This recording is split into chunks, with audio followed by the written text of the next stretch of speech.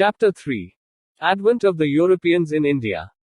Though we talk of ancient, medieval, and modern periods in history, history is a continuity. It is not always easy to distinguish clearly when one period ends and another begins. So, if we think of the history of modern India as beginning with the advent of the Europeans, we need to go back to what is generally considered the medieval period, i.e., the 15th century itself. Indeed, to a time even before the Mughals came and established their empire. 21. Unit Advent of Europeans and Europeans consolidation of British power in India. Filled Circle Advent of the Europeans in India. Filled Circle India on the eve of British conquest. Filled Circle expansion and consolidation of British power in India. 2. 22. A brief history of modern India.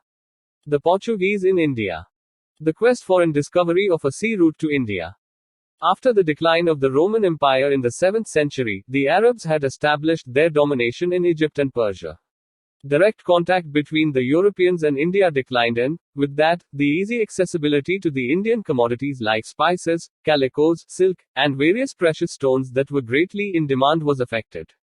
In 1453, Constantinople fell to the Ottoman Turks, who were on the ascendant. Merchandise from India went to the European markets through Arab-Muslim intermediaries. The Red Sea trade route was a state monopoly from which Islamic rulers earned tremendous revenues. The land routes to India were also controlled by the Arabs. In the circumstances, the Europeans were keen to find a direct sea route to India. 15th century Europe was gripped by the spirit of the Renaissance with its call for exploration. At the same time, Europe made great advances in the art of shipbuilding and navigation. Hence, there was an eagerness all over Europe for adventurous sea voyages to reach the unknown corners of the East.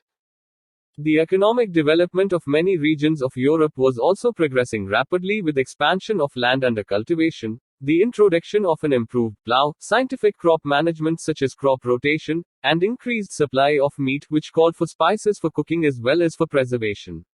Prosperity also grew and with it the demand for Oriental luxury goods also increased. Venice and Genoa, which had earlier prospered through trade in Oriental goods, were too small to take on the mighty Ottoman Turks or to take up major exploration on their own. The North Europeans were ready to aid Portugal and Spain with money and men, even as the Genoese were ready to provide ships and technical knowledge. It is also to be noted that Portugal had assumed the leadership in Christendom's advent of the Europeans in India. 23. Resistance to Islam, even as it had taken on itself the spirit of exploration that had characterized the Genoese. Historians have observed that the idea of finding an ocean route to India had become an obsession for Prince Henry of Portugal, who was nicknamed the Navigator. Also, he was keen to find a way to circumvent the Muslim domination of the eastern Mediterranean and all the routes that connected India to Europe. Pope Nicholas V gave Prince Henry a bull in 1454, conferring on him the right to navigate the sea to the distant shores of the Orient, more specifically, as far as India, in an attempt to fight Islamic influence and spread the Christian faith. However, Prince Henry died before his dream became a reality.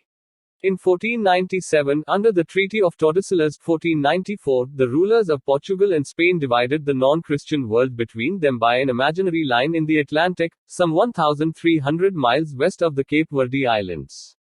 Under the treaty, Portugal could claim and occupy everything to the east of the line while Spain could claim everything to the west. The situation was thus prepared for the Portuguese incursions into the waters around India. It was in 1487 that the Portuguese navigator, Bartholomew Dias, rounded the Cape of Good Hope in Africa and sailed up the eastern coast. He was well convinced that the long sought after sea route to India had been found. But it was only 10 years later that an expedition of Portuguese ships set out for India in 1497, and arrived in India in slightly less than 11 months' time, in May 1498. From trading to ruling Vasco da Gama. The arrival of 3 ships under Vasco da Gama, led by a Gujarati pilot named Abdul Majid, at Calicut in May 1498 profoundly affected the course of Indian history. The Hindu ruler of Calicut, the Zamorin Samutiri, however, had no apprehensions as to the Europeans' intentions, as the prosperity of his kingdom was due to Calicut's position as an entrepôt. 24. A brief history of modern India. He accorded a friendly reception to Vasco da Gama. The Arab traders, who had a good business on the Malabar coast, were apprehensive and were not keen on the Portuguese getting a hold there. For centuries, the trading system in the Indian Ocean had had numerous participants: Indians, Arabs, Africans from the East Coast, Chinese, Javanese, among others, but these participants had acted according to some tacit rules of conduct and none had sought overwhelming dominance, though all were in it for profit. The Portuguese changed that. They wanted to monopolize the hugely profitable Eastern trade by excluding competitors, especially the Arabs. Vasco da Gama stayed in India for 3 months. When he returned to Portugal, he carried back with him a rich cargo and sold the merchandise in the European market at a huge profit. The importance of direct access to the pepper trade was made clear by the fact that elsewhere the Europeans, who had to buy through Muslim middlemen, would have had to spend 10 times as much for the same amount of pepper. Not surprisingly, other profit-seeking merchants of European nations were tempted to come to India and trade directly. A voyage was undertaken by Pedro Alvarez Cabral to trade for spices. He negotiated and established a factory at Calicut, where he arrived in September 1500. There was an incident of conflict when the Portuguese factory at Calicut was attacked by the locals, resulting in the death of several Portuguese. In retaliation, Cabral seized a number of Arab merchant ships anchored in the harbor, and killed hundreds of their crew besides confiscating their cargo and burning the ships. Calicut was bombarded by Cabral. Later, Cabral succeeded in making advantageous treaties with the local rulers of Kochi and Canino. Vasco da Gama once again came to India in 1501. The Zamorin declined to exclude the Arab merchants in favor of the Portuguese when Vasco da Gama combined commercial greed with ferocious hostility and wreaked vengeance on Arab shipping wherever he could. His rupture with the Zamorin. Advent of the Europeans in India 25. View. The landing of Vasco da Gama at Calicut in 1498 is generally regarded as the beginning of a new era in world history, especially in the relationship between Asia and Europe. Although Asia and Europe had been in commercial relations with each other since antiquity, the opening of the direct sea relations between the two was not only the fulfillment of an old dream. According to the Greek historian Herodotus, the Phoenicians had rounded Africa in the 6th century BC. It presaged big increase of trade between the two. This, however, was only one of the objectives of the Portuguese. For the Portuguese, the opening of a new sea route to India would give a big blow to the Muslims, the Arabs and Turks, who were the traditional enemies of Christianity, and were posing a new threat to Europe by virtue of the growing military and naval power of the Turks. A direct sea link with India would displace the virtual monopoly of the Arabs and Turks over the trade in Eastern goods, especially spices. They also vaguely hoped by their exploration of Africa they would be able to link up with the kingdom of the legendary Prior John, and be in a position to attack the Muslims from two sides. Thus, the commercial and religious objectives supported and justified each other. Satish Chandra thus became total and complete. Vasco da Gama set up a trading factory at Canino. Gradually, Calicut, Canino and Kochi became the important trade centers of the Portuguese. Gradually, under the pretext of protecting the factories and their trading activities, the Portuguese got permission to fortify these centers. Francisco de Almeida. In 1505, the King of Portugal appointed a governor in India for a 3-year term and equipped the incumbent with sufficient force to protect the Portuguese interests. Francisco de Almeida, the newly appointed governor, was asked to consolidate the position of the Portuguese in India and to destroy Muslim trade by seizing Aden, Ormuz and Malacca. He was also advised to build fortresses at Anjadiva, Kochi, Canino and Kilwa. What Almeida, however, encountered. 26. A brief history of modern India. View. As long as you may be powerful at sea, you will hold India as yours. And if you do not possess this power, little will avail you a fortress on shore. Francisco de Almeida, along with the opposition of the Zamorin, was a threat from the Mameluke Sultan of Egypt. Encouraged by the merchants of Venice, whose lucrative commerce was now at risk due to the Portuguese interference, the Egyptians raised a fleet in the Red Sea to stop the advance of the Portuguese. In 1507, the Portuguese squadron was defeated in a naval battle off Diu by the combined Egyptian and Gujarat navies, and Almeida's son was killed. Next year, Almeida avenged his defeat by totally crushing the two navies. Almeida's vision was to make the Portuguese the master of the Indian Ocean. His policy was known as the Blue Water Policy, Cartes system. Alfonso de Albuquerque. Albuquerque, who succeeded Almeida as the Portuguese governor in India, was the real founder of the Portuguese power in the East, a task he completed before his death. He secured for Portugal the strategic control of the Indian Ocean by establishing bases overlooking all the entrances to the sea. There were Portuguese strongholds in East Africa, off the Red Sea, at Ormuz, in Malabar, and at Malacca. The Portuguese, under Albuquerque, bolstered their stranglehold by introducing a permit system for other ships and exercising control over the major shipbuilding centers in the region. The non-availability of timber in the Gulf and Red Sea regions for shipbuilding also helped the Portuguese in their objectives. Albuquerque acquired Goa from the Sultan of Bijapur in 1510 with ease. The principal port of the Sultan of Bijapur became the first bit of Indian territory to be under the Europeans since the time of Alexander the Great. An interesting feature of his rule was the abolition of sati. Advent of the Europeans in India 27. View. Bitter persecution of Muslims was one serious drawback of Albuquerque's policy. This could have been due to his resolve to further the interests of his countrymen by complete extinction of Muslim commercial interests in the East. During his rule, Albuquerque did his best to strengthen the fortifications of Goa and enhance its commercial importance. In order to secure a permanent Portuguese population in India, he encouraged his men to take Indian wives. The Gazetteer of India, Vol. 2. The Portuguese men who had come on the voyages and stayed back in India were, from Albuquerque's day, encouraged to take local wives. In Goa and the province of the north, they established themselves as village landlords, often building new roads and irrigation works, introducing new crops like tobacco and cashew nut, or better plantation varieties of coconut, besides planting large groves of coconut to meet the need for coir rigging and cordage. In the cities, such as Goa and Kochi, they settled as artisans and master craftsmen, besides being traders. Most of such Portuguese came to look upon their new settlements, rather than Portugal, as home. Nino da Cunha. Nino da Cunha assumed office of the governor of Portuguese interests in India in November 1529 and almost 1 year later shifted the headquarters of the Portuguese government in India from Kochi to Goa. Bahadur Shah of Gujarat, during his conflict with the Mughal Emperor Humayun, secured help from the Portuguese by ceding to them in 1534 the island of Bassein with its dependencies and revenues. He also promised them a base in Diu. However, Bahadur Shah's relations with the Portuguese became sour when Humayun withdrew from Gujarat in 1536. Since the inhabitants of the town started fighting with the Portuguese, Bahadur Shah wanted to raise a wall of partition. Opposing this, the Portuguese started negotiations, in the course of which the ruler of Gujarat was invited to a Portuguese ship and killed in 1537. Da Cunha also attempted to increase Portuguese influence in Bengal by settling many Portuguese nationals there with Hooghly as their headquarters. 28. A brief history of modern India. Favorable conditions for Portuguese. In India, excepting Gujarat, which was ruled by the powerful Mahmud Begarha, 1458-1511, the northern part was much divided among many small powers. In the Deccan, the Bahmani kingdom was breaking up into smaller kingdoms.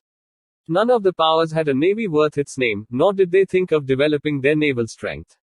In the Far East, the imperial decree of the Chinese emperor limited the navigational reach of the Chinese ships. As regards the Arab merchants and ship owners who until then dominated the Indian Ocean trade, they had nothing to match the organization and unity of the Portuguese. Moreover, the Portuguese had cannons placed on their ships. Portuguese state. The general tendency is to underestimate the Portuguese hold in India. However, the Estado Português da India, state of the Portuguese India, was in fact a larger element in Indian history than it is given credit for. Many of the coastal parts of India had come under Portuguese power within 50 years of Vasco da Gama's arrival. The Portuguese had occupied some 60 miles of coast around Goa. On the west coast from Mumbai to Daman and Diu to the approaches to Gujarat, they controlled a narrow tract with 4 important ports and hundreds of towns and villages. In the south, they had under them a chain of seaport fortresses and trading posts like Mangalore, Kannur, Kochi, and Calicut. And though their power in Malabar was not consolidated, it was enough to ensure influence or control over the local rulers who held the spice-growing land. The Portuguese established further military posts and settlements on the east coast at San Tome, in Chennai, and Nagapattinam, in Andhra. Towards the end of the 16th century, a wealthy settlement had grown at Hooghly in West Bengal. Envoys and ambassadors were exchanged between Goa and many of the major kingdoms in India of the time. Treaties were signed between Goa and the Deccan Sultans in 1570, which were regularly renewed as long as their kingdoms. Advent of the Europeans in India 29. Lasted. The Portuguese always had a role to play in the successive battles for the balance of power between Vijayanagara and the Deccan Sultans, between the Deccanists and the Mughals, and between the Mughals and the Marathas.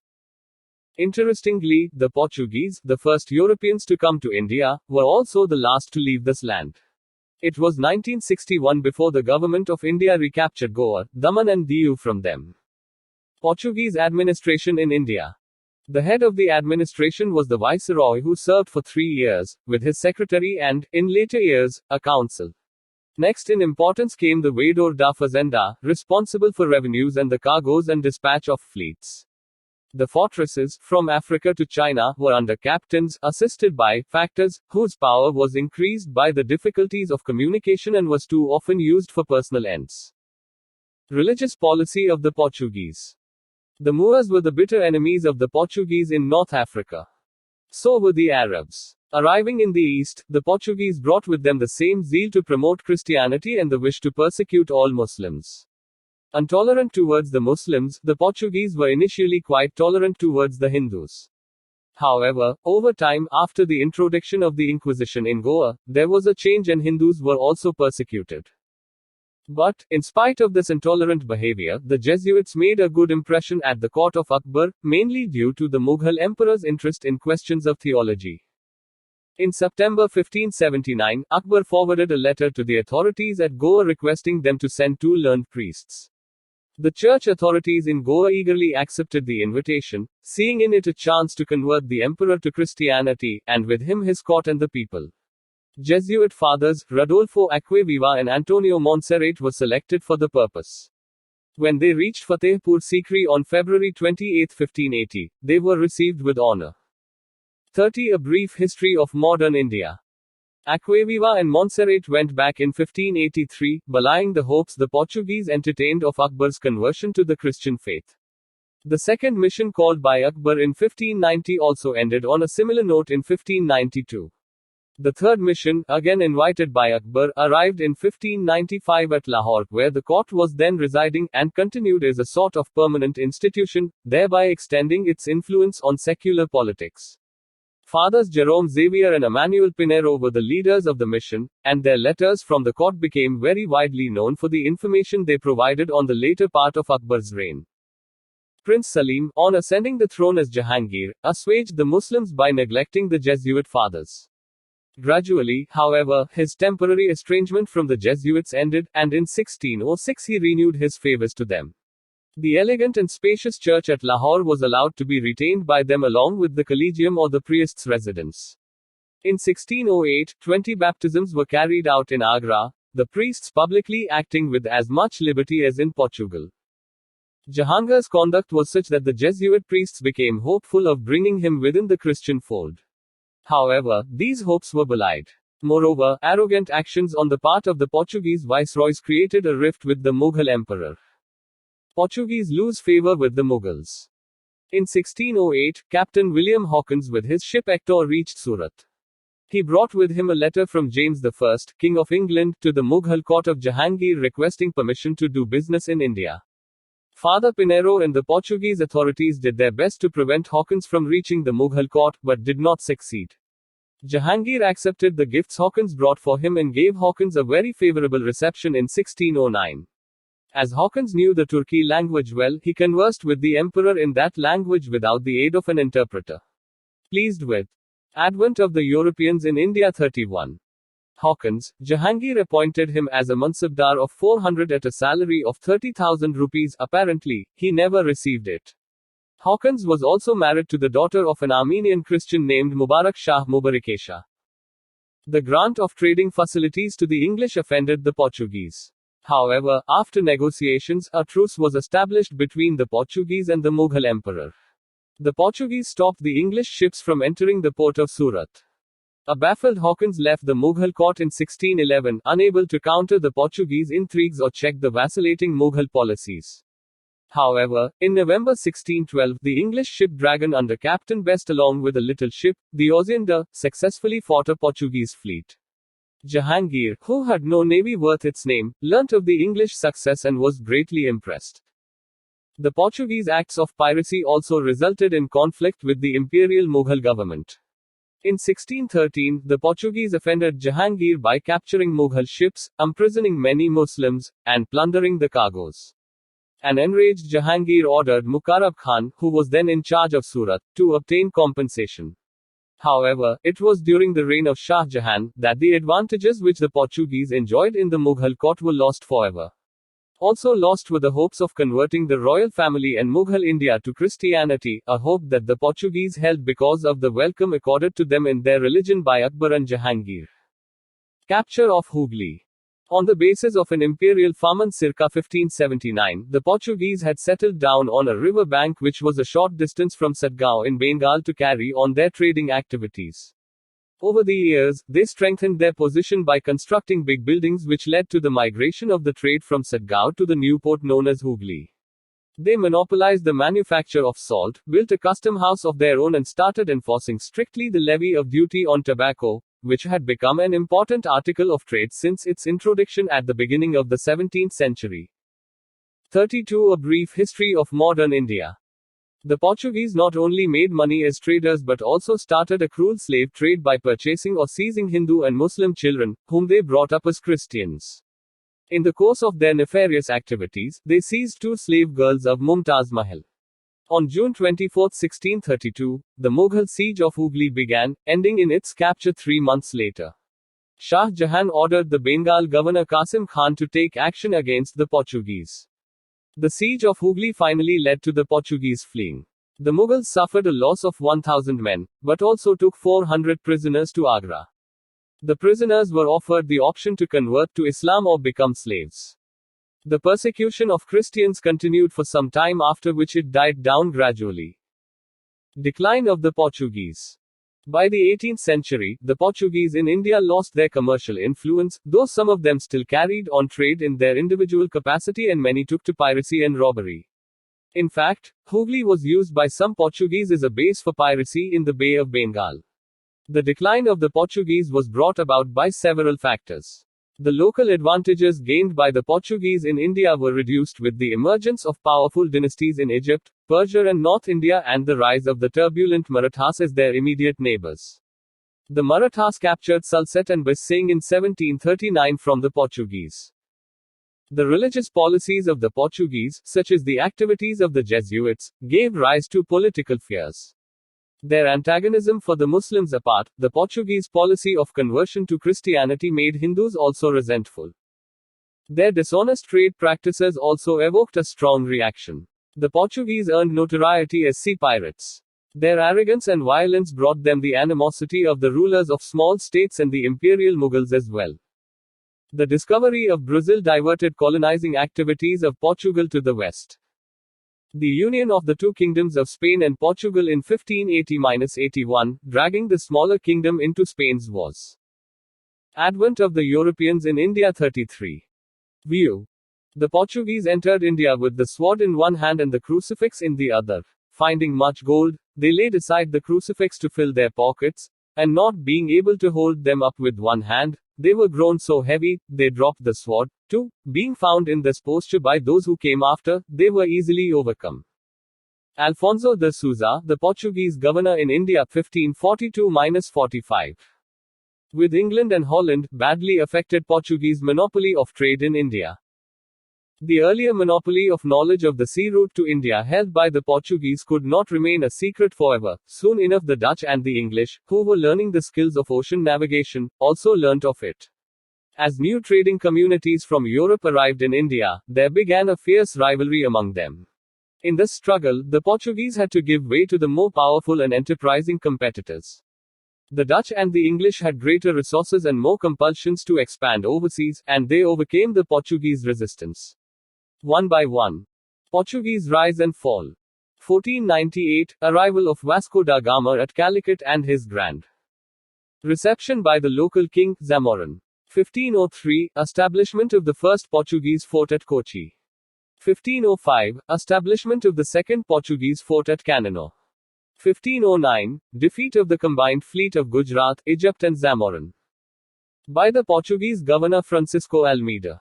1510, Alfonso Albuquerque, the Portuguese governor, captures Goa from Bijapur. 1530, declaration of Goa as the Portuguese capital. 1535, subjugation of Diu. 1559, the Portuguese capture Daman. 1596, ouster of the Portuguese by the Dutch from southeast Asia. 1612, loss of Surat to the English. 1663, the Dutch win all Portuguese forts on the Malabar coast to oust the Portuguese. 34, a brief history of modern India. The Portuguese possessions fell to its opponents. Goa, which remained with the Portuguese, had lost its importance as a port after the fall of the Vijayanagara Empire, and soon it did not matter in whose possession it was. The spice trade came under the control of the Dutch, and Goa was superseded by Brazil as the economic center of the overseas empire of Portugal. In 1683, after two naval assaults, the Marathas invaded Goa. Significance of the Portuguese. Most historians have observed that the coming of the Portuguese not only initiated what might be called the European era, it marked the emergence of naval power. The Cholas, among others, had been a naval power, but it was now for the first time a foreign power had come to India by way of the sea. The Portuguese ships carried cannon, and this was the first step in gaining monopoly over trade with the threat or actual use of force. The Portuguese declared their intention to abide by no rules except their own, and they were intent on getting a decisive advantage over the Indians and over the Indian Ocean trading system. In the Malabar of the 16th century, the Portuguese showed military innovation in their use of body armor, matchlock men, and guns landed from the ships. The Portuguese may have contributed by example to the Mughal use of field guns, and the artillery of the stirrup. However, an important military contribution made by the Portuguese on shore was the system of drilling groups of infantry, on the Spanish model, introduced in the 1630s as a counter to Dutch pressure. The practice was adopted first by the French and English, and later taken up by the Marathas and Sikhs, and such armies of sepoys became new tools of empire in India. The Portuguese were masters of improved techniques at sea. Their multi-decked ships were heavily constructed, designed as they were to ride out Atlantic gales rather than run before the regular monsoons. This permitted them to carry a heavier armament. Their use of castle prow and stern was a noteworthy method by which to repel or launch boarding. Advent of the Europeans in India. 35. Parties. Indian builders adapted both to their own use. However, the Portuguese skill at organization, as in the creation of royal arsenals and dockyards and the maintenance of a regular system of pilots and mapping and pitting state forces against private merchant shipping, was even more noteworthy. The Mughals and Marathas may certainly have learnt from the Portuguese, but the more certain heirs of this knowledge were other Europeans, especially the Dutch and English, in Asia. In India, the memory of religious persecution and cruelty detracts from the other contributions made by the Portuguese in the cultural field. However, it cannot be forgotten that the missionaries and the church were also teachers and patrons in India of the arts of the painter, carver, and sculptor. As in music, they were the interpreters not just of Portuguese, but of European art to India. The art of the silversmith and goldsmith flourished at Goa, and the place became a center of elaborate filigree work, fretted foliage work, and metal work embedding jewels. However, though the interior of churches built under the Portuguese have plenty of woodwork and sculpture and sometimes painted ceilings, they are generally simple in their architectural plan. The Dutch. Commercial enterprise led the Dutch to undertake voyages to the east. Cornelis de Houtman was the first Dutchman to reach Sumatra and Bantam in 1596. In 1602, the States General of the Netherlands amalgamated many trading companies into the East India Company of the Netherlands. This company was also empowered to carry on war, to conclude treaties, to take possession of territory, and to erect fortresses. Dutch settlements. After their arrival in India, the Dutch founded their first factory in Masulipatam in Andhra in 1605. They went on to establish trading centers in different parts of India and thus 36. A brief history of modern India. Became a threat to the Portuguese. They captured Nagapattam near Madras, Chennai, from the Portuguese and made it their main stronghold in South India. The Dutch established factories on the Coromandel coast, in Gujarat, Uttar Pradesh, Bengal and Bihar. In 1609, they opened a factory in Pulicat, north of Madras. Their other principal factories in India were at Surat 1616, Bimlipatam 1641, Karikal 1645, Chinsurat 1653, Baranagar, Kasimbazar, near Murshidabad, Balasore, Patna, Nagapatam 1658, and Kochi 1663. Participating in the redistributive or carrying trade, they took to the islands of the Far East various articles and merchandise from India. They carried indigo manufactured in the Yamuna Valley and central India, textiles and silk from Bengal, Gujarat and the Coromandel, saltpeter from Bihar and opium and rice from the Ganga Valley. Anglo-Dutch Rivalry. The English were also at this time rising to prominence in the eastern trade, and this posed a serious challenge to the commercial interests of the Dutch. Commercial rivalry soon turned into bloody warfare. The climax of the enmity between the Dutch and the English in the east was reached at Amboina, a place in present-day Indonesia, which the Dutch had captured from the Portuguese in 1605, where they massacred 10 Englishmen and 9 Japanese in 1623. This incident further intensified the rivalry between the two European companies. After prolonged warfare, both the parties came to a compromise in 1667 by which the British agreed to withdraw all their claims on Indonesia, and the Dutch retired from India to concentrate on their more profitable trade in Indonesia. They monopolized the trade in black pepper and spices. The most important Indian commodities the Dutch traded in were silk, cotton, indigo, rice and opium. Decline of the Dutch in India. The Dutch got drawn into the trade of the Malay archipelago. Further, in the Third Anglo-Dutch War, 1672–74. Advent of the Europeans in India 37. View. The Dutch rivalry with the English, during the 17th century, was more bitter than that of the Portuguese. The policy of the Dutch in the East was influenced by two motives. One was to take revenge on Catholic Spain, the foe of their independence, and her ally Portugal, and the other was to colonize and establish settlements in the East Indies with a view to monopolizing commerce in that region. They gained their first object by the gradual decline of Portuguese influence. The realization of their second object brought them into bitter competition with the English. R.C. Majumdar, H.C. Raichaudhuri and K. Datta. In An Advance History of India. Communications between Surat and the new English settlement of Bombay got cut, due to which 3 homebound English ships were captured in the Bay of Bengal by the Dutch forces. The retaliation by the English resulted in the defeat of the Dutch, in the Battle of Hoogleet November 1759, which dealt a crushing blow to Dutch ambitions in India. The Dutch were not much interested in empire building in India, their concerns were trade. In any case, their main commercial interest lay in the Spice Islands of Indonesia, from where they earned a huge profit through business. The English Charter of Queen Elizabeth I. Francis Drake's voyage around the world in 1580 and the English victory over the Spanish Armada in 1588 generated a new sense of enterprise in the British, encouraging sailors to venture out to the east. As the knowledge grew of the high profits earned by the Portuguese in eastern trade, English traders too wanted a share. So in 1599, a group of English merchants calling themselves the Merchant Adventurers formed a company. On December 31, 1600, Queen Elizabeth I issued a charter with rights of exclusive trading to the company named the Governor and Company of Merchants of London, trading into the East Indies. Initially, a monopoly of 15 years was granted, which in 38 A Brief History of Modern India. May 1609 was extended indefinitely by a fresh charter. As the Dutch were already concentrating more on the East Indies, the English turned to India in search of textiles and other commodities of trade. Progress of the English company foothold in West and South. Captain Hawkins arrived in the court of Jahangir in April 1609 itself. But the mission to establish a factory at Surat didn't succeed due to opposition from the Portuguese, and Hawkins left Agra in November 1611. In 1611, the English had started trading at Masulipatam on the southeastern coast of India and later established a factory there in 1616. It was in 1612 that Captain Thomas Best defeated the Portuguese in the Sea of Surat. An impressed Jahangir granted permission to the English in early 1613 to establish a factory at Surat under Thomas Aldworth. In 1615, Sir Thomas Roe came as an accredited ambassador of James I to the court of Jahangir, staying on there till February 1619. Though he was unsuccessful in concluding a commercial treaty with the Mughal emperor, he was able to secure a number of privileges, including permission to set up factories at Agra, Ahmedabad, and Broch. The English company did not have a smooth progress. It had to contend with the Portuguese and the Dutch in the beginning. But the changing situation helped them and turned things in their favor.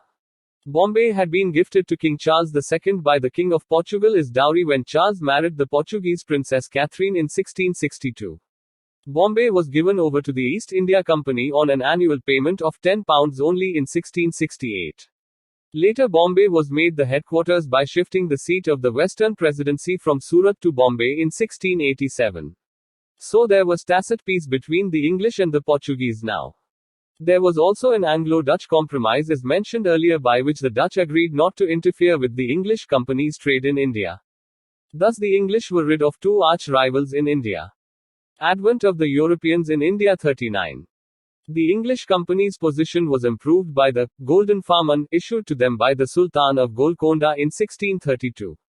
On a payment of 500 pagodas a year, they earned the privilege of trading freely in the ports of Golconda.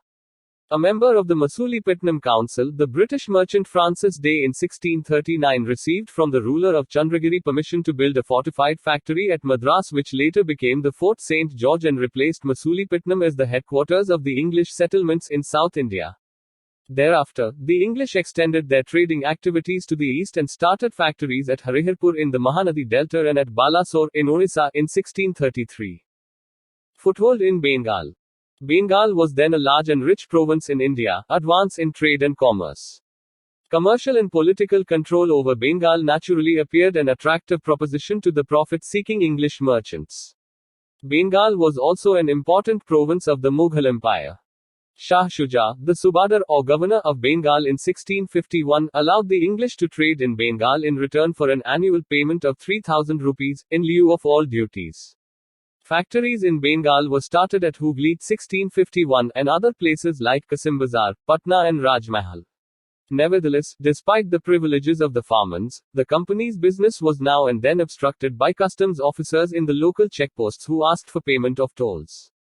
In pursuance of its changed policy, the company wanted to have a fortified settlement at Hooghly so that force could be used if necessary. William Hedges, the first agent and governor of the company in Bengal, appealed to Shasta Khan, the Mughal governor of Bengal in August 1682, for redressal of the grievance. As nothing came out of the appeal, hostilities broke out between the English and the Mughals. 4 years later, Hooghly was sacked by the Imperial Mughals in October 1686. The English retaliated by capturing the imperial forts at Thana, modern Garden Reach, raiding Hijli in East Midnapur and storming the Mughal fortifications at 40. A brief history of modern India. Balasore. However, the English were forced to leave Hooghly and were sent to an unhealthy location at the mouth of the river Ganga. After the Mughal raid on Hooghly, Job Chanak, a company agent, started negotiations with the Mughals so as to return to a place called Sutanuti. Chanak signed a treaty with the Mughals in February 1690, and returned to Sutanuti in August 1690. Thus, an English factory was established on February 10, 1691, the day an imperial farman was issued permitting the English to continue contentedly their trade in Bengal, on payment of 3,000 rupees a year in lieu of all dues. A zamindar in Bardhaman district, Shobha Singh, rebelled, subsequently giving the English the pretext they were looking for, to fortify their settlement at Sutanuti in 1696. In 1698, the English succeeded in getting the permission to buy the zamindari of the three villages of Sutanuti, Gobindapur and Kalikata Kalighat from their owners on payment of 1,200 rupees.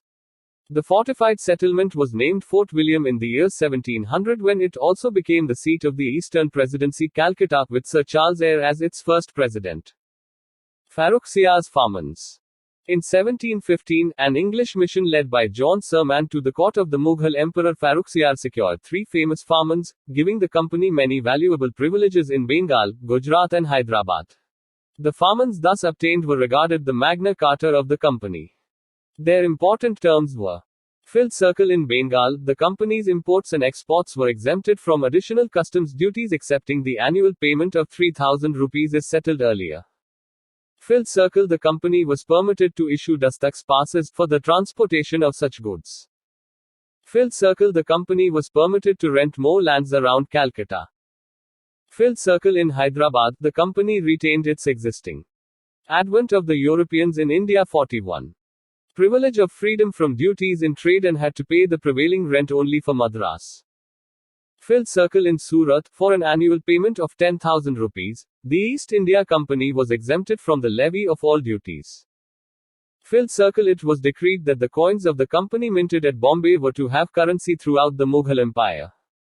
Apparently, the English East India Company managed to earn a number of trading concessions in Bengal from the Mughal authority by means of flattery and diplomacy. But the English had to vanquish the French before they. Formative years of the East India Company. 1600, the East India Company is established. 1609, William Hawkins arrives at Jahangir's court. 1611, Captain Middleton obtains the permission of the Mughal governor of Surat to trade there. 1613, a permanent factory of East India Company is established at Surat. 1615, Sir Thomas Roe, the ambassador of King James I, arrives at Jahangir's court. By 1618, the ambassador succeeds in obtaining 2 farmans, one each from the emperor and Prince Khurram, confirming free trade with exemption from inland tolls. 1616, the company establishes its first factory in the south in Masulipatam. 1632, the company gets the golden farman from the Sultan of Golconda, ensuring safety and prosperity of their trade. 1633, the company establishes its first factory in East India in Hariharpur, Balasore, Orissa. 1639, the company gets the lease of Madras from a local king. 1651, the company is given permission to trade at Hooghly, Bengal. 1662, the British King, Charles II, is given Bombay as dowry for marrying a Portuguese princess Catherine of Braganza. 1667, Aurangzeb gives the English a farman for trade in Bengal. 1691, the company gets the imperial order to continue their trade in Bengal in lieu of payment of 3,000 rupees a year. 1717, the Mughal Emperor Farrukhsiyar issues a farman, called Magna Carta of the company, giving the company a large number of trade concessions. 42. A brief history of modern India. Could be rid of competitors and establish their complete sway over India. Merging of 2 English companies. After the English Revolution of 1688, the Whigs, with their enhanced influence, opposed the monopoly of the East India Company. Thus a rival company was formed which deputed Sir William Norris as its ambassador to the court of Aurangzeb, January 1701 to April 1702, to gain trading privileges for itself. The new company, however, proved a failure. Under pressure from the Crown and the Parliament, the 2 companies were amalgamated in 1708 under the title of United Company of Merchants of England trading to the East Indies. This was the East India Company, from 1708 to 1873, which was to establish British political power in India. The French. Foundation of French centers in India. Although the French harbored a wish to engage in the commerce of the East since the opening years of the 16th century, their appearance on the Indian coasts was late. Indeed, the French were the last Europeans to come to India with the purpose of trade. During the reign of Louis XIV, the king's famous minister Colbert laid the foundation of the Compagnie des Indes Orientales, French East India Company, in 1664, in which the king also took a deep interest. The Compagnie des Indes Orientales was granted a 50-year monopoly on French trade in the Indian and Pacific Oceans. The French king also granted the company a concession in perpetuity for the island of Madagascar, as well as any other territories it could conquer. The company spent a lot of its money and resources in trying to revive the colonies of Madagascar but without any success. Then in 1667, François Caron headed an expedition to India, setting up a factory in Surat. Makara, a Persian who accompanied Caron, founded another French factory in Masulipatam in 1669 after obtaining a patent from the Sultan of Golconda. In 1673. Advent of the Europeans in India 43. The French obtained permission from Shasta Khan, the Mughal Subadar of Bengal, to establish a township at Chandanagar near Calcutta. Pondicherry, nerve center of French power in India. In 1673, Sher Khan Lodi, the governor of Valikondapuram under the Bijapur Sultan, granted François Martin, the director of the Masulipatam factory, a site for a settlement. Pondicherry was founded in 1674. In the same year, François Martin replaced Caron as the French governor. The French company established its factories in other parts of India also, particularly in the coastal regions. Mahé, Karikal, Balasore and Qasim Bazar were few important trading centers of the French East India Company. After taking charge of Pondicherry in 1674, François Martin developed it as a place of importance. It was indeed the stronghold of the French in India. Early setbacks to the French East India Company. The French position in India was badly affected with the outbreak of war between the Dutch and the French. Bolstered by their alliance with the English since the Revolution of 1688, the Dutch captured Pondicherry in 1693. Although the Treaty of Ryswick concluded in September 1697 restored Pondicherry to the French, the Dutch garrison held on to it for 2 more years. Once again, under François Martin's able guidance, Pondicherry flourished and turned out to be the most important settlement of the French in India. Again, there was a bad turn in the fortunes of the French company in India when the War of Spanish Succession broke out in Europe. Consequent to this, they had to abandon their factories at Surat, Masulipatam and Bantam in the early 18th century. The French in India had another setback when François Martin died on December 31, 1706. Reorganization of the French Company. In 1720, the French Company was reorganized as the Perpetual Company of the Indies, which revived its strength. This was 44 A brief history of modern India. Further enhanced by the stewardship of 2 active and wise governors, Lenoir and Dumas, between 1720 and 1742. Further, the French India was backed by the French possession of Mauritius and Reunion in the southern Indian Ocean. The Anglo-French struggle for supremacy, the Carnatic Wars. Background of rivalry. Though the British and the French came to India for trading purposes, they were ultimately drawn into the politics of India. Both had visions of establishing political power over the region. The Anglo-French rivalry in India reflected the traditional rivalry of England and France throughout their histories. It began with the outbreak of the Austrian War of Succession and ended with the conclusion of the 7 Years' War. Specifically in India, the rivalry, in the form of 3 Carnatic Wars, decided once for all that the English and not the French were to become masters of India. In 1740, the political situation in South India was uncertain and confused. Nizam Asaf Jah of Hyderabad was old and fully engaged in battling the Marathas in the western Deccan while his subordinates were speculating upon the consequences of his death. To the south of his kingdom lay the Coromandel coast without any strong ruler to maintain a balance of power. Instead, there was the remnant of the old Vijayanagara Empire in interior Mysore, Kochi and Travancore on the Malabar coast, and in the east the small states of Madura, Madurai, Tanjore, Thanjavur, and Trichinopoly, Tiruchirappalli. The decline of Hyderabad was the signal for the end of Muslim expansionism, and the English adventurers got their plans ready.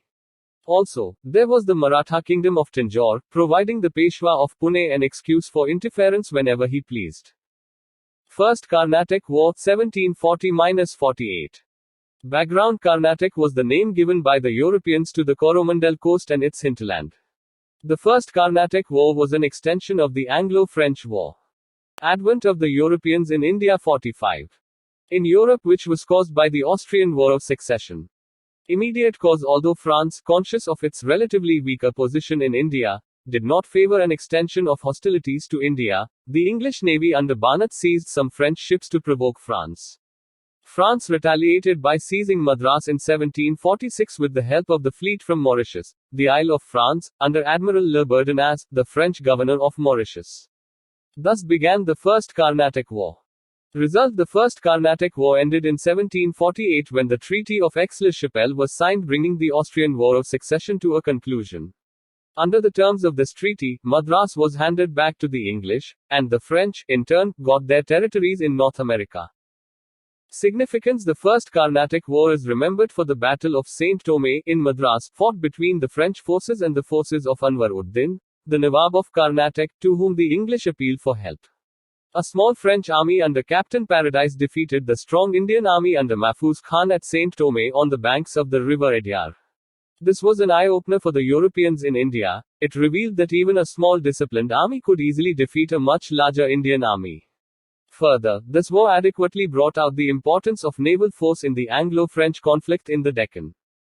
Second Carnatic War 1749–54. Background. The background for the Second Carnatic War was provided by rivalry in India. Depoli, the French governor who had successfully led the French forces in the First Carnatic War, sought to increase his power and French political influence in southern India by interfering in local dynastic disputes to defeat the English. Immediate cause. The opportunity was provided by the death of Nizam-ul-Mulk, the founder of the independent kingdom of Hyderabad, in 1748, and the release of Chanda Sahib, the son-in-law of Dust Ali, the Nawab of Carnatic. 46. A brief history of modern India. By the Marathas in the same year. The accession of Nasir Jung, the son of the Nizam, to the throne of Hyderabad was opposed by Muzaffar Jung, the grandson of the Nawab, who laid claim to the throne, saying that the Mughal emperor had appointed him as the governor of the Carnatic. In the Carnatic, the appointment of Anwar-ud-Din Khan as the Nawab was resented by Chanda Sahib. The French supported the claims of Muzaffar Jung and Chanda Sahib in the Deccan and Carnatic, respectively, while the English sided with Nasir Jung and Anwar-ud-Din. Course of the war. The combined armies of Muzaffar Jung, Chanda Sahib and the French defeated and killed Anwar-ud-Din at the Battle of Umbar near Vellore in 1749. Muzaffar Jung became the Subadar of Deccan, and Depoli was appointed governor of all the Mughal territories to the south of the river Krishna. A French army under Bassi was stationed at Hyderabad to secure French interests there. Territories near Pondicherry and also some areas on the Orissa coast, including Masulipatam, were ceded to the French. Having failed to provide effective assistance to Muhammad Ali at Trichinopoly, Robert Clive, then an agent, factor, of the English company, put forward the proposal for a diversionary attack on the governor of Madras, Saunders. He suggested a sudden raid on Arcot, the capital of the Carnatic, so as to relieve the pressure on Trichinopoly. He reasoned that in such an event Chanda Sahib would rush to save his capital. Thus, in August 1751, with only a force of 210 men, Robert Clive attacked and captured Arcot. As expected, Chanda Sahib hastened to his capital, taking a force of 4,000 men from Trichinopoly, but failed to get back the fort even after a siege of 53 days, from September 23 to November 14. Now Mysore, Tanjore and the Maratha chief, Morari Rao, came to the aid of Trichinopoly, and of Clive and Stringer Lawrence. Trichinopoly was first relieved of its siege, while General Law of France with Chanda Sahib remained cooped up in the island of Srirangam. They were forced to surrender in June 1752 when Muhammad Ali executed Chanda Sahib, the British failing to interfere. Advent of the Europeans in India 47. Rise and fall of Depoli in India. Joseph Francis Depoli, born in 1697, was the son of a wealthy farmer general of taxes and director general of the Company of the Indies. He got a high post at Pondicherry in 1720, allegedly on the basis of influence of his father. At Pondicherry he made a lot of money by private trade, which was then permitted to servants of the French company. In December 1726, he was suspended owing to drastic change in the constitution of the French company and some confusions arising out of that. In 1730, Depoli won his case, and was appointed as governor of Chandanagore as compensation. In 1741, he was appointed as the Director General of French colonies in India. Later, he was conferred the title of Nawab by the Mughal Emperor and the Subadar of Deccan, Muzaffar Jung. According to historians, Depoli possessed qualities of an administrator, a diplomat, and a leader besides having political insight with a broad vision. Depoli in the role of administrator. In 1741, Depoli became the Governor General of Pondicherry. He found Pondicherry facing several problems: Maratha invasion, famine, uncultivated land, and chaotic conditions in the Carnatic. Apart from these, the directors of the company sought a drastic cut in expenditure of the French East India Company, owing to the priority given to the French colonies in North America. So, Depoli reduced public expenditure despite opposition from his council, and balanced income and expenditure, coupled with a cut on salaries of officers. However, he decided to disobey the directors on the matter of fortification of settlements. He enhanced the defenses of Pondicherry, even spending a large sum from his personal wealth.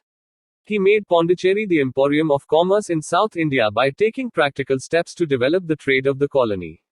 Later, the directors of the company praised Depoli for taking the right decisions, even in contradiction of the directors. Depoli is a master of diplomacy. The analysis of the first two Carnatic Wars proves the diplomacy of Depoli as a leader who visualized the path of the European conquest of India.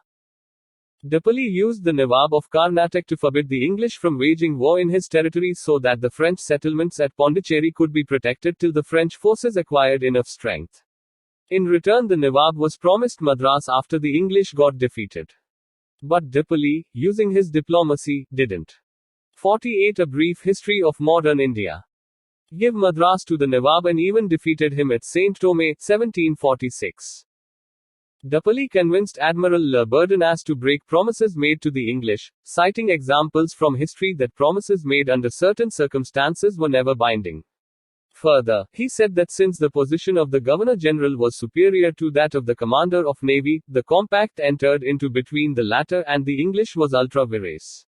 Thus, he was able to convince his subordinate to do what was considered unethical in general terms, but best suited for one's nation.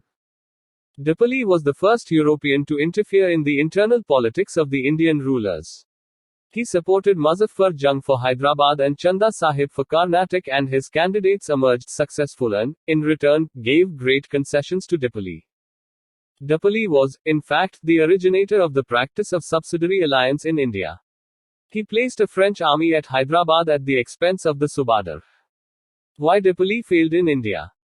Depoli was recalled in 1754 due to the initial defeat of the French army in the Second Carnatic War and the heavy cost incurred by the company due to Depolis's political decisions.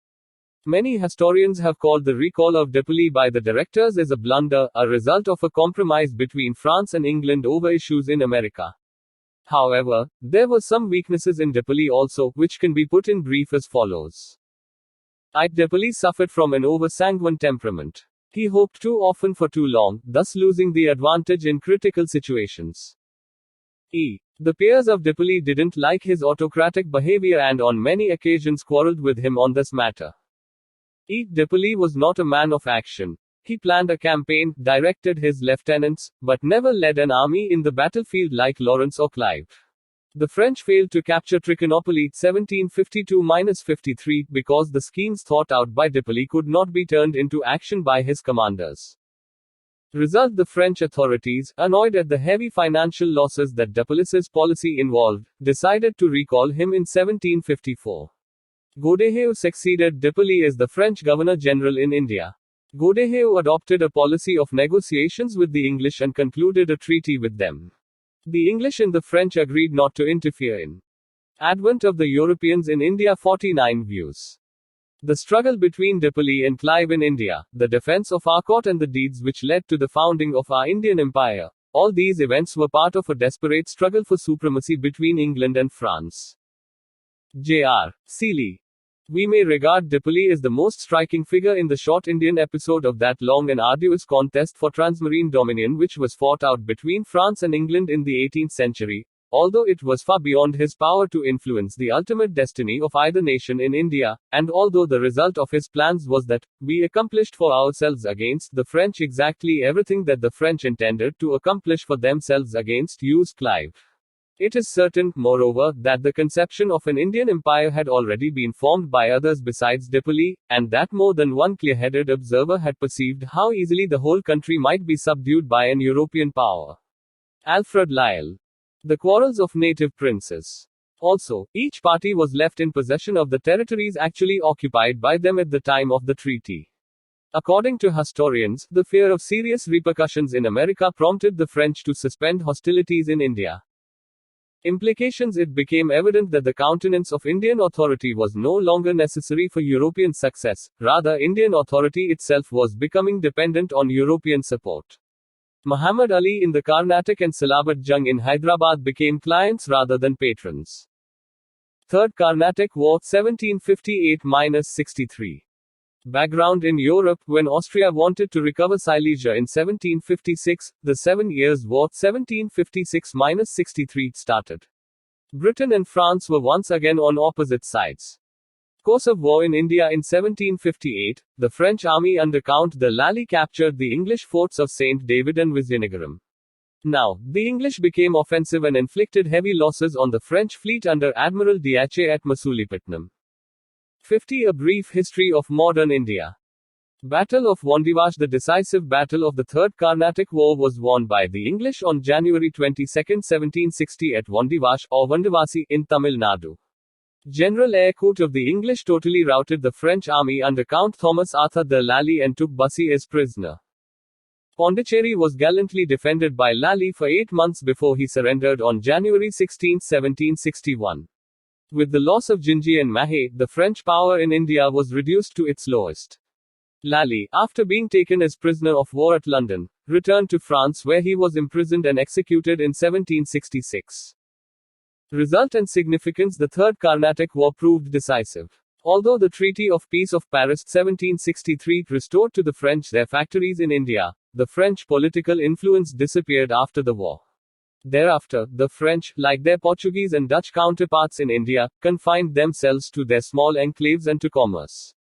The English became the supreme European power in the Indian subcontinent, since the Dutch had already been defeated in the Battle of Bidara in 1759. The Battle of Plassey, in 1757, is usually regarded by historians as the decisive event that brought about ultimate British rule over India. However, one cannot quite ignore the view that the true turning point for control of the subcontinent was the victory of British forces over the French forces at Wandivash in 1760. The victory at Wandivash left the English East India Company with no European rival in India. View. While the English received supplies of food and money from Bengal, recruits of men from Europe, and grain from their northern settlements, the French could receive nothing but what came to them laboriously by land. The first were constantly strengthened, the second was constantly weakened. And this enabled Court to establish his military superiority over Lally in the field and to hame him within the walls of Pondicherry. H. Dodwell. The Cambridge History of India, Volume 5. Advent of the Europeans in India 51. Thus they were ready to take over the rule of the entire country. Significantly, in the Battle of Wandivash, natives served in both the armies as sepoys. It makes one think, irrespective of which side won, there was an inevitability about the fall of India to European invaders. There was a lack of sensitivity to geopolitics of the day as well as a lack of foresight on the part of native rulers. Causes for the English success and the French failure. The English company was a private enterprise, thus created a sense of enthusiasm and self-confidence among the people.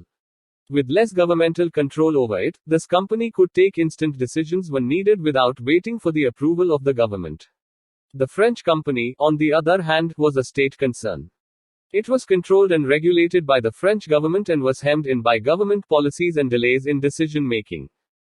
The English Navy was superior to the French Navy. It helped to cut off the vital sea link between the French possessions in India and France. The English held 3 important places, namely, Calcutta, Bombay and Madras, whereas the French had only Pondicherry. The French subordinated their commercial interest to territorial ambition, which made the French company short of funds. In spite of their imperialistic motives, the British never neglected their commercial interests.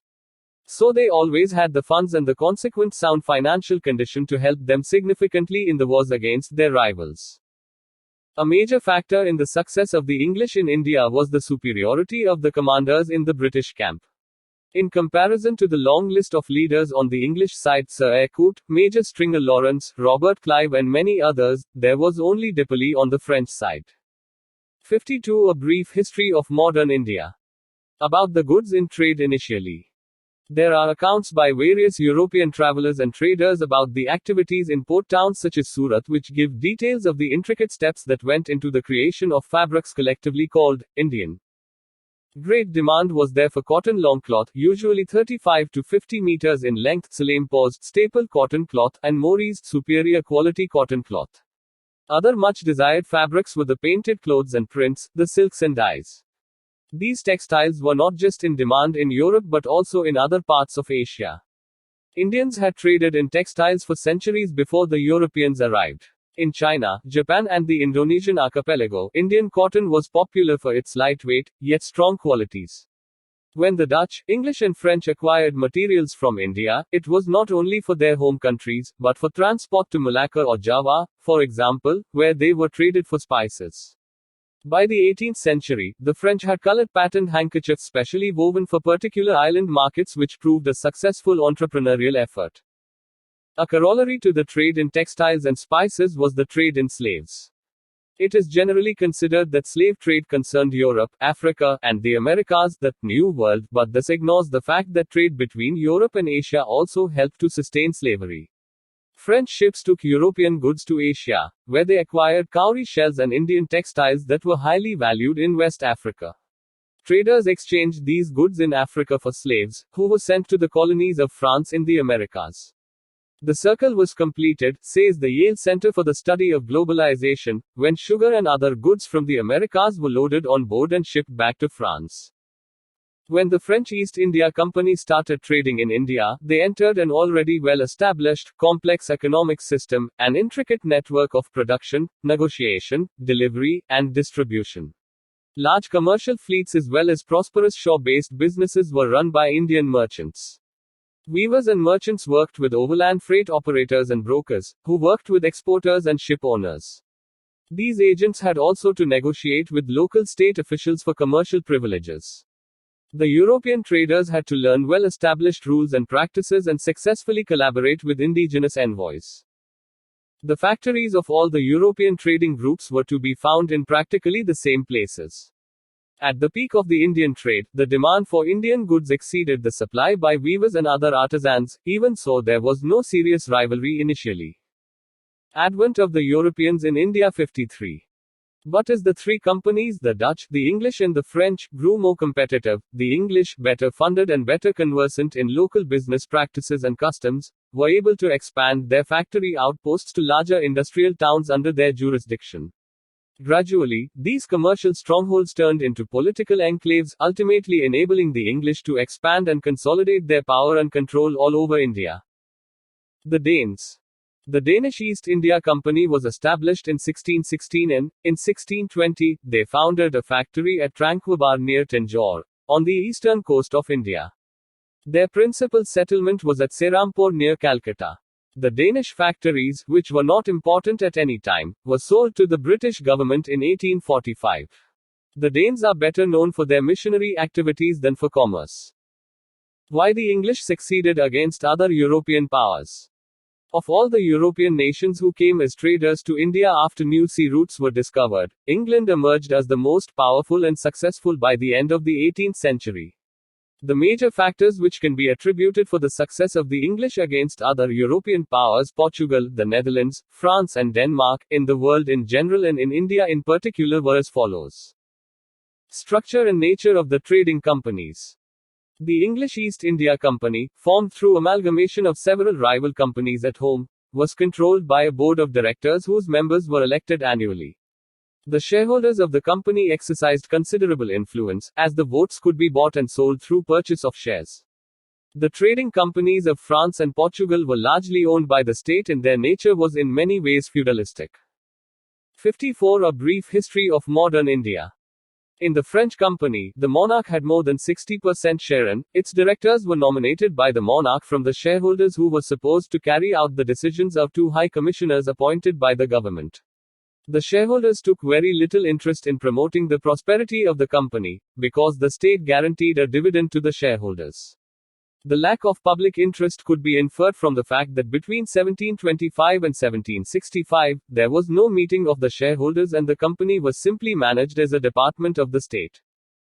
Naval superiority. The Royal Navy of Britain was not only the largest, it was the most advanced of its times. The victory against the Spanish Armada and against the French at Trafalgar had put the Royal Navy at the peak of the European naval forces. In India too, the British were able to defeat the Portuguese and the French due to strong and fast movement of the naval ships. The English learned from the Portuguese the importance of an efficient navy and improved their own fleet technologically. Industrial Revolution. The Industrial Revolution started in England in the early 18th century, with the invention of new machines like the spinning jenny, steam engine, the power loom and several others. These machines greatly improved production in the fields of textiles, metallurgy, steam power and agriculture. The Industrial Revolution reached other European nations late and this helped England to maintain its hegemony. Military skill and discipline. The British soldiers were a disciplined lot and well trained. The British commanders were strategists who tried new tactics in warfare. Technological developments equipped the military well. All this combined to enable smaller groups of English fighters defeat larger armies. Stable government.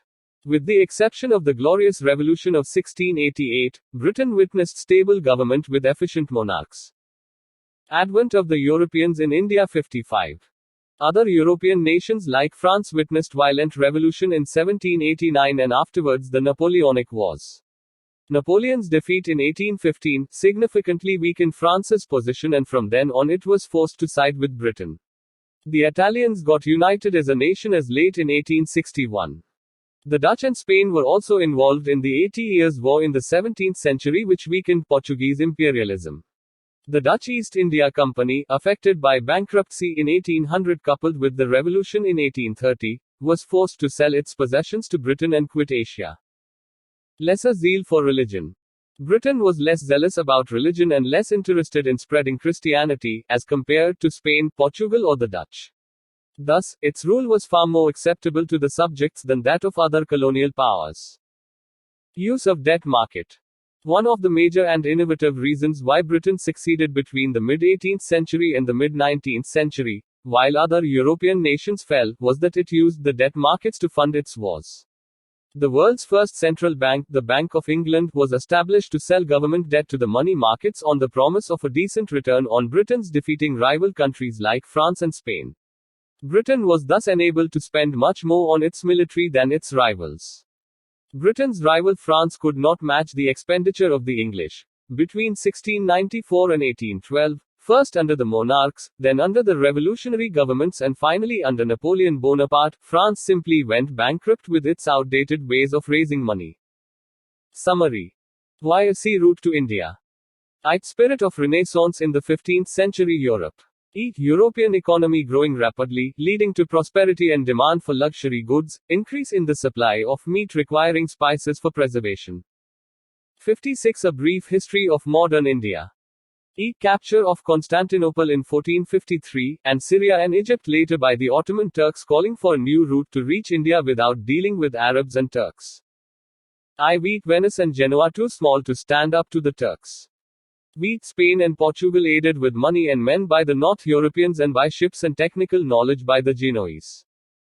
The Portuguese, the pioneers, followed by the Dutch, English, Danes and the French respectively to reach India. The Portuguese. Vasco da Gama discovered sea route to India in 1498. Vasco's second visit in 1502 led to the establishment of trading stations at Calicut, Kochi and Canino. Francisco de Almeida 1505-09, first governor, initiated the Blue Water Policy Cartes system. Alfonso de Albuquerque 1509-1515, considered to be the founder of the Portuguese power in India, captured Goa from Bijapur, persecuted Muslims, captured Bhatkal from Sri Krishna Deva Rai 1510 of Vijayanagara, and initiated the policy of marrying with the natives of India and banned the practice of sati in his area of influence.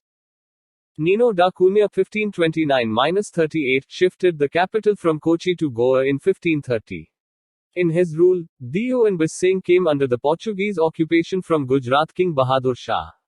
Bahadur Shah got killed in 1537 at Diu while negotiating with the Portuguese. Factors for decline of the Portuguese in India. Emergence of powerful dynasties in Egypt, Persia and North India, and the appearance of the Marathas as neighbors. Political fears aroused by the activities of Jesuit missionaries, and hatred of persecution, such as Inquisition, that caused reaction against Portuguese spiritual pressure. Rise of the English and Dutch commercial ambitions challenging the Portuguese supremacy. Rampant corruption, greed and selfishness along with piracy and clandestine trade practices of the Portuguese administration in India. Diversion of Portuguese colonizing ambitions towards the west due to the discovery of Brazil. The Dutch. The United East India Company of the Netherlands, Verenigde Oost-Indische Compagnie, formed in March. Advent of the Europeans in India 57. 1602 by the Charter of Dutch Parliament, had the powers to wage wars, make treaty and build forts. Dutch factories in India. Masulipatam 1605, Pulicat 1610, Surat 1616, Bimlipatam 1641, Caracal 1645, Chinsurat 1653, Kasibazar, Kasimbazar, Baranagaon, Patna, Balasore, Nagapatam 1658, and Kochi 1663. Decline in India. The defeat of the Dutch in the Anglo-Dutch rivalry and the shifting of Dutch attention towards the Malay archipelago. Battle of Bidara 1759. The English defeated the Dutch. The English factors for Foundation Drake's voyage round the world, and English victory over the mighty Spanish Armada leading to great ambitions. Formation. English East India Company was formed on December 31, 1600 by the charter issued by Queen Elizabeth I, which gave the company monopoly to trade in the East Indies for 15 years.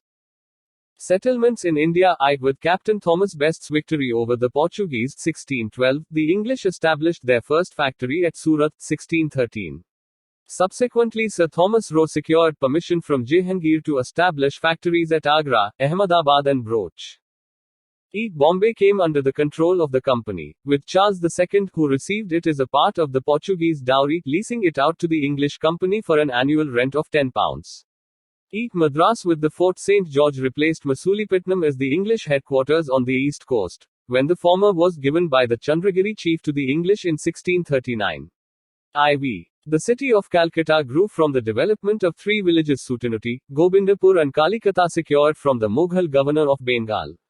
The fortified settlement was named Fort William 1700, and it became the seat of British power in India till 1911. Farrukhsia's Farmans. In 1717, the Mughal Emperor Farrukhsia's Farmans, called Magna Carta of the East India Company, gave significant privileges to the company in Bengal, Gujarat and Hyderabad. Merger of companies. In 1635, a rival company named Cotton. 58. A brief history of modern India. Association, later called the Asada Company, formed by Sir William Cotton, was given license to trade by Charles I in 1657. Both the companies merged. In 1698, another rival company emerged. In 1702, the rivalry between the old and the new company came to an end, but their final amalgamation took place in 1708 under the title, The United Company of Merchants of England Trading to the East Indies, after the arbitration of the Earl of Godolphin. This company ruled in India till 1858. The French Foundation. In 1664, Colbert, a minister of Louis XIV, laid the foundations of Compagnie des Indes Orientales. Settlements in India. Pondicherry, developed as headquarters, was granted to François Martin, the director of Masulipatam factory, by Valikondapuram governor Sher Khan Lodi in 1673. Finally incorporated into Indian Union in 1954. Anglo-French rivalry in India. The Anglo-French rivalry in India coincided with the wars between the English and French in Europe. Causes. Filled circle for protection and expansion of commercial interests. Filled circle. Political developments in the South India and Europe provided pretexts to contest their claims, which culminated in three Carnatic Wars. First Carnatic War 1740–48, it was an extension of the Anglo-French rivalry in Europe and ended in 1748 with the Treaty of Aix-la-Chapelle. Second Carnatic War 1749–54, although inconclusive, it undermined the French power in South India vis-a-vis the English. Third Carnatic War 1758–63, filled circle, a decisive war, known for the Battle of Wandivash 1760–61. Filled circle, an echo of the Anglo-French struggle in Europe. Filled circle. By the Treaty of Paris 1763, the French were allowed to use Indian settlements for commercial purposes only, and fortification of settlements were banned. Causes of the French failure. Filled circle, inadequate military and financial support. Filled circle, France's involvement in Europe. Filled circle, ill-managed policy of Imperial France. Filled circle, lack of commercial incentive to the French company. Filled circle, sound commercial base of the English company.